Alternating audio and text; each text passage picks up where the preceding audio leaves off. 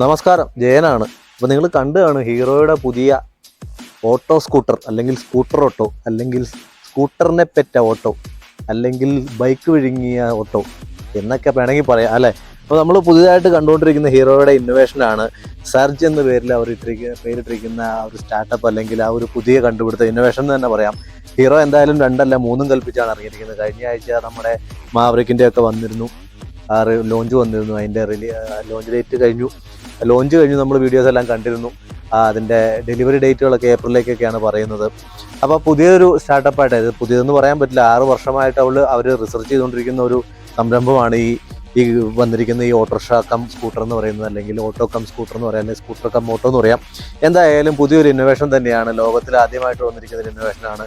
ലോകം കാണാൻ പോവുകയാണ് ഇന്ത്യയുടെ പല കണ്ടുപിടുത്തങ്ങളെന്നൊക്കെ നമുക്ക് വേണേൽ പറയാൻ പറ്റും. അപ്പോൾ ഇത് ഉദ്ദേശിച്ചിരിക്കുന്ന പുതിയ ആൾക്കാരെ തന്നെയാണ്, യുവത്വത്തിൻ്റെ തന്നെയാണ്. അപ്പം നല്ല ഹാർഡ് വർക്ക് ചെയ്യാനായിട്ട് താല്പര്യമുള്ള യുവാക്കളെ ഉദ്ദേശിച്ച് തന്നെയാണ് കൊണ്ടുവന്നിരിക്കുന്ന വണ്ടി. അതായത് ഡെലിവറി വാനായിട്ടും അല്ലെങ്കിൽ ഓട്ടോറിക്ഷയുമായിട്ടും ഒക്കെ കൊണ്ടുനടക്കാവും പകൽ നമുക്ക്. അതിനുശേഷം ബൈക്കിൻ്റെ അല്ലെങ്കിൽ സ്കൂട്ടറിൻ്റെ ഒരു ആവശ്യം വന്നു കഴിഞ്ഞാൽ നമുക്ക് അതിനെ റിമൂവ് ചെയ്ത് സ്കൂട്ടറായിട്ട് കൊണ്ടുപോകാം.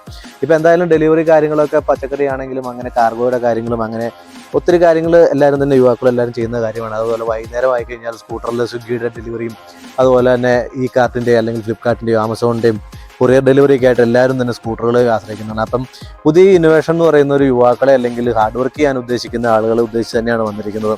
ഇതിൻ്റെ 3 ടൈപ്പുകൾ അല്ലെങ്കിൽ ഒരു 4 വേരിയൻസിലായിട്ടായിട്ട് വരുന്നത്. അതായത് പാസഞ്ചർ, നമ്മുടെ സാധാരണ ഓട്ടോറിക്ഷ പോലെയുള്ള പാസഞ്ചർ ഓട്ടോ ആയിട്ട് വരുന്നുണ്ട്. അതുപോലെ കാർഗോ ഉണ്ടാവുന്ന കവർ ചെയ്തിട്ടുള്ള വേഷനായിട്ട് വരുന്നുണ്ട്. പിന്നെ ഒരു ഫ്ലാറ്റ് ബെഡ് ആയിട്ടുള്ള ഒരു വേഷം വരുന്നുണ്ട്. അങ്ങനെ 4 വേരിയൻസിലാണ് വന്നിരിക്കുന്നത്. പിന്നീട് ഒരു സ്കൂട്ടറും കൂടെ അറ്റാച്ച് ചെയ്തിരിക്കുന്നത്. അതായത് ഈ കാണുന്ന പോലെ നമുക്ക് കഴിഞ്ഞാൽ ഉള്ളിലൊരു സ്വിച്ച് അമർത്തി കഴിഞ്ഞാൽ നമുക്ക് ഈ സ്കൂട്ടർ വെളിയിലേക്ക് ഇറക്കി കൊണ്ടുവരാൻ പറ്റും.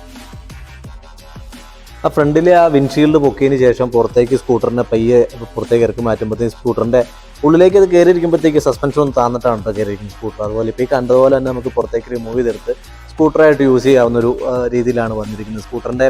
അതുപോലെ ഈ ഓട്ടോറിക്ഷയുടെ ഡീറ്റെയിൽസ് പറയുകയാണെങ്കിൽ, മോട്ടറിൻ്റെ കാര്യം പറയുകയാണെങ്കിൽ, ഓട്ടോയ്ക്ക് വരുന്ന മോട്ടർ എന്ന് പറഞ്ഞാൽ 13.4 BHP കരുത്തുള്ള മോട്ടറായിട്ടാണ് വരുന്നത്. അതുപോലെ സ്കൂട്ടറിനാണെങ്കിൽ 4 BHP കരുത്തുള്ള മോട്ടറാണ് വന്നിരിക്കുന്നത്. ബാറ്ററി പാക്ക് എന്ന് പറയുന്നത് ഓട്ടോറിക്ഷയ്ക്ക് വരുമ്പോഴത്തേക്കും 11 kWh ബാറ്ററിയാണ് വരുന്നത്.